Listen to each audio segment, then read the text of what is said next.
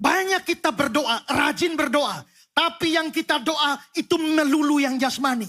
Kita berdoa untuk kesehatan kita. Kita berdoa untuk umur panjang. Kita doa untuk kenaikan gaji. Kita doakan supaya lulus ujian. Bisnis bisa maju. Rumah bisa dapat rumah baru. Motor dan mobil baru. Kesempatan liburan. Dapat jodoh. Dapat anak. Dapat menantu. Pendidikan di luar negeri. Semua jasmani bukan? Jasmani. Saudara silakan koreksi doa saudara sekian lama. Berapa persen saudara berdoa untuk urusan jasmani? Dan berapa persen urusan rohani? Berapa orang yang berdoa supaya imannya tambah kuat? Berapa orang yang berdoa supaya pengertian firman-Nya bisa bertambah? Sudah jadi orang Kristen setua ini, kok tetap tidak mengerti firman? Berapa yang berdoa supaya Tuhan makin hari saya makin mengerti firman? Berapa yang berdoa supaya motivasi melayani itu bisa lurus? Berapa yang berdoa supaya dia bisa ikut Tuhan sungguh-sungguh dan setia? Berapa yang berdoa supaya dia bisa taat pada firman Tuhan? Berapa yang berdoa supaya Tuhan berikan dia kemurahan hati dan tidak pelit? Berapa yang berdoa supaya dia punya kemampuan melepaskan dosa-dosanya? Berapa yang berdoa supaya dia bisa mengampuni orang yang menyakiti dia? Berapa yang berdoa supaya tiap hari bisa jujur di dalam berkata-kata? Berapa yang berdoa supaya Tuhan tolong saya supaya saya tidak terlalu mudah emosi? Berapa yang berdoa supaya waktu ujian tidak nyontek? Itu semua permintaan rohani. Tapi permintaan yang rohani ini begitu jarang muncul di dalam doa kita. Kebanyakan yang jasmani. Ya.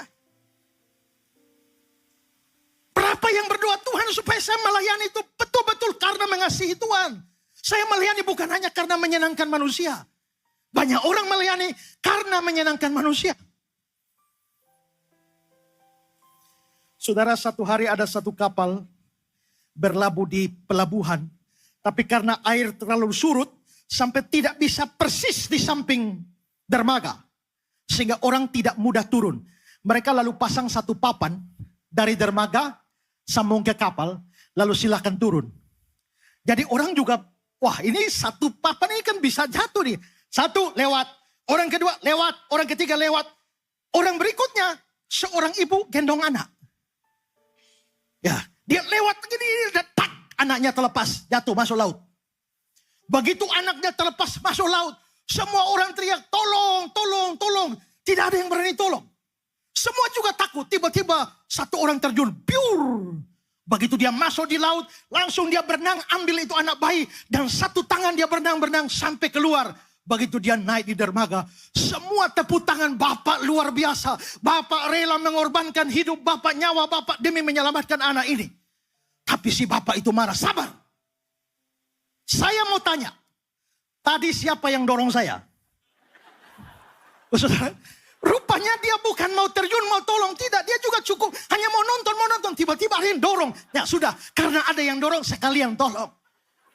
Berapa banyak orang akhirnya ikut melayani. Tapi sebenarnya bukan dia cinta Tuhan. Bukan dia mengerti. Hanya karena didorong-dorong pendeta.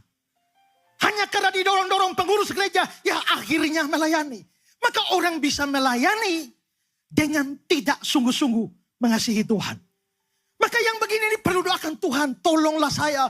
Supaya saya melayani bukan karena manusia. Bukan karena pastor. Bukan karena pemimpin. Bukan karena gereja. Tapi karena Tuhan.